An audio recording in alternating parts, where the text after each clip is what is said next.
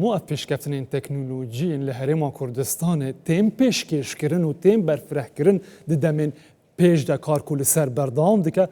راست کاریگری آخوال سر آبوری و دارایی یا ولات چکت با آوایی که کوبه بجاندن زیادتر و به پیش خستن اما وی گوتو بیش بکن لستودیوی جی لگل رزدار رامیار والزی کو شرازه آبوریه که رامیار تو بخیراتی سپاس با آمده بونا و اف تکنولوژیا کومه بحث کری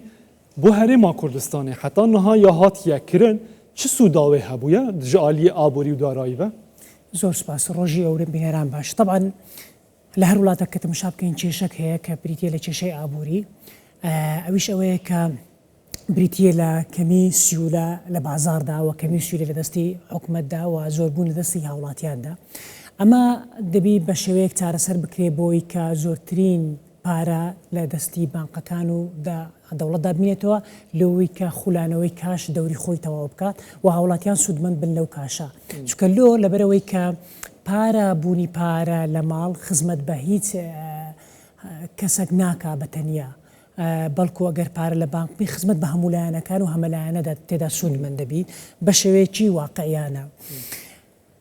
لۆ باسی ئەو بابەتەم کرد لەلایەنی ئابووریەوە چونکە سیستەمی دیجیتاڵی ئەو استراتیجەتەی کە کابینەی نۆ داینا بۆ تحقیقی ئامانجەکان هەدەفەکان لە کۆتاییدا کە ئێستا ئەمە لە زۆر بواردا ئامانجەکانی وەردەگرینەوە بریتی بوو لە بە دیجیتالکردنی کەرتی بانکی و بە دیجیتالکردنی موچەی فەرمانبەران کە سەرچاوەی سەرەکی هاتنی پارەی بۆ هەرێمی کوردستان و سەرچاوەی سەرەکی داهاتی زۆربەی زۆری هاوڵاتیانە لە هەرێمی کوردستاندا لە پاڵ ئەو بابەتەدا کۆمەڵک پرۆسی دیجیتالی تر وەکو ئەپلیکیشنی مەسەل ئەوەی کە ئێستا باسییان کرد وەکو KRD پاس کە ئەوە سیستەمی پایرۆڵ ئەوە بواکە کە هەر شخصێک لە کوردستان بتوانێت یەک کار بکات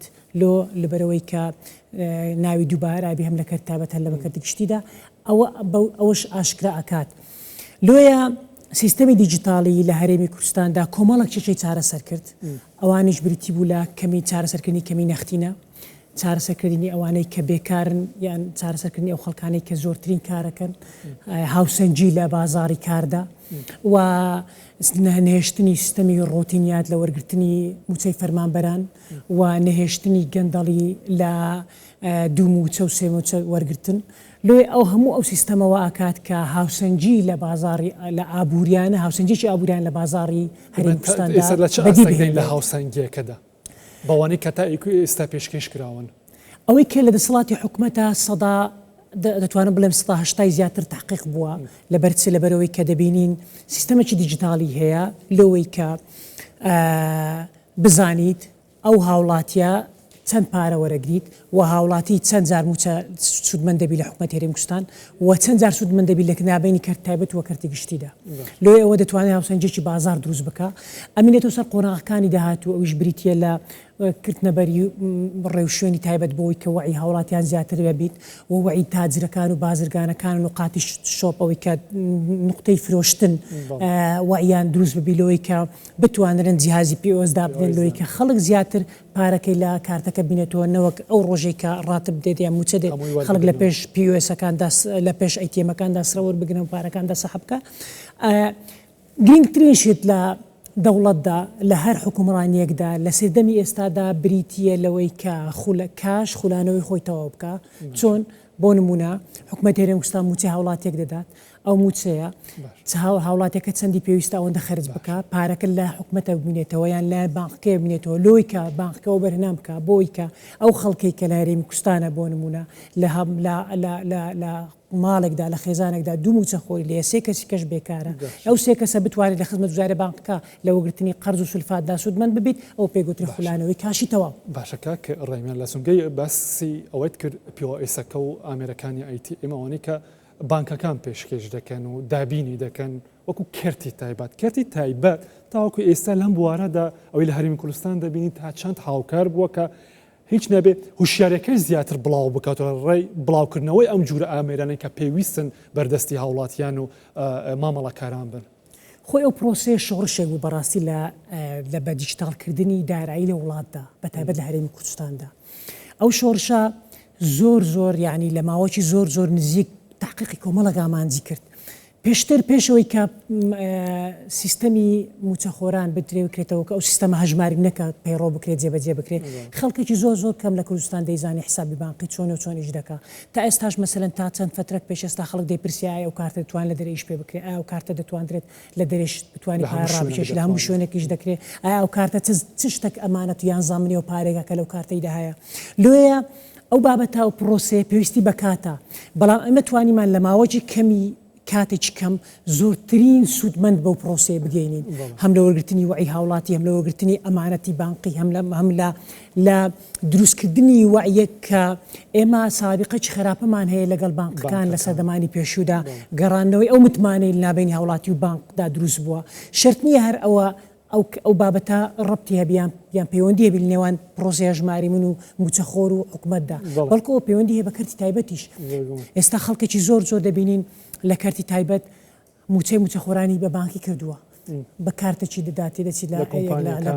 بەڵێ دەچیتێک لە بانکەکان تەنسیقی کردیە پارەی خۆی بە کارت وەردەگری لێ ئەو بابەتە وعیەکی زۆر عامی دروست کردی من تەسەوڕەکەم لەو ساڵی داهاتوو لە کۆتایی 26 زۆربەی زۆری دوکاندارەکانیش نقاتی پێوەستداش خێرایە لەگەڵ ئەو خزمەت گوزەرانی کات پێشکەش دەکرێت بەڵێ زۆر چکە ئێستا دەبینین ئەو وڵاتانی کە ئەقلیمین لە دەوروبەرمانن لە ماوەی 30 ساڵ توانیتیانەکە تا ئێستاش تحقیقی ئامانجە بکەن کە خەڵک سیقەی بەوەیە پار لە بانکدا بنێ بەڵام ئێستا ئێمە دەبینین موچەم خۆران لەسەر بانکە لە وەختی خۆش پارە وەردەگری خەڵک ترسی ئەوەی نەمایە لێ ئەو متمانەیە گەڕایتەوە بەڵام ئەمینێتەوە سەرچێ پرۆژەیەکی گەورەتر لە کەرتی تایبەت کە ئەوەش پێویستی بەوەیە کە حکومەت هاوکاریان بی بەوەی کە زۆرترین پێوێستدا بدرێت و بانکەکان هاوکاریان بین لەکردنەوەی زۆرترین نقاتی پێویست لەوەی کە خەڵک ئەو پارە پێویست ناکە لە ئیتیمەکان کەمێک پێشستا باسی کرد کە لە ناو پرۆژەیاندا زیاتر و کار لەسەر بەردەوامە بۆی لە هەموو شوێنێک ئەوە بەردەست بێتەوە شوێنە کە پێویستە لێی بن ئەمە هەموو باشە کاتێک گەیشتنە ئەوەی کە بڵێن حکوومەتێکی دیجیتاڵیمان هەیە باشە حکوومەتی دیجیتاڵی واتە داهەن کاریگەری خۆی ئەرێنی هەیە وەکو بەڕێستان باس کرد ئەو کاکیواش کەمێک ئێستا باسی کرد لەسەر ژیانی ڕۆژانەی هاوڵاتیان لە دوورکەوتن لە ڕۆتینیات لە کەمکردنەوەی ڕۆتینیات تا دەگاتە ئەوەی کە من پارەی خۆم ئەوەی کە پێویستم پێی نییە بهێڵم لە ناو کارتی بانکیدا کار هەر کات پێویستم پێ بوو لە هەر شوێن و بەکاربێنم دوجار ئەمە هەمووی کاریگەری خۆی لەسەر ئابووری و دارایی وڵات دەکاتن ئەمە بە چه ڕەنگەک دەتوانێت کاریگەری دروستکردیان کەی دەتوانین ئەو ڕنگدانەوەی زیاتر ببین لەسەر بژانەوەی ئابووری و دارایی هەرێمی کوردستان لە ئاستێک دابێت کە بڵنگەیشتنە لۆتکە بۆ ئەمەش لە چارەسەرکردنی کێشەیەکی ئابووری لە هەر وڵات استراتیجیە دادەنرێت وەکو وەسیلە بۆی کە ئامانجەکانت لە کۆتاییدا بەدی بهێنی شەرتی و ئامانجە لە ماوەی کاتێکی دیاریکراودا بەدەست بێت لۆ لەبەرەوەی ئەو ئامانجە پەیوەندی هەمەلایانەی هەیە نابینی هاوڵاتیان نابینی حکومەت و لە بعدێکی دەرەچیش دەبینی ئێستا ئێمە وەکو پرۆسەی دیجیتالکردن لە هەرێمی کوردستاندا لە زۆر بواردا ئامانجەکە زۆر بە نزیک هاتۆدی لەبەرەوەی پەیوەندی کەمتری هەیە لە بەروەکەتی نابینی خەڵکەنێکی زۆر مەسەلەن ئەوەی کە مەسەلەن تاریفەی گومرجی ئێستا کاکیوا باسی کرد لە ماوەی زۆر زوو سیستەمەکە دروستکراوە جێبەجێشکرا بەڵام لە پرۆژێ ژماری من لەوانێت تا ئێستا ئامانجەکانمان بەدی نهاتبی لەو لەبەرەوەی کە پەیوەندی هەیە لە نێوان موچەخۆر و حکومەت و هاوڵاتی و کەرتی تایبەتیش لۆی بەڵێ پەیوەندی بەکاتەوە هەیە ئەمن تەسەوڕەکەم لە کۆتایی ساڵی 2026 سەدانەوەتی ئەو ئامانجەی کە لە پرۆسەی دیجیتالکردنی دارایی لە نێوان حکومەتی هەرێمی کوردستان بەگەمەلایەنە بەدی بێت گەلک سپاس ڕێزدار ڕامیار واڵزی شەڕازای ئابووری سپاس بۆ هاتنتان و ماندوو نەبن زۆر سپاس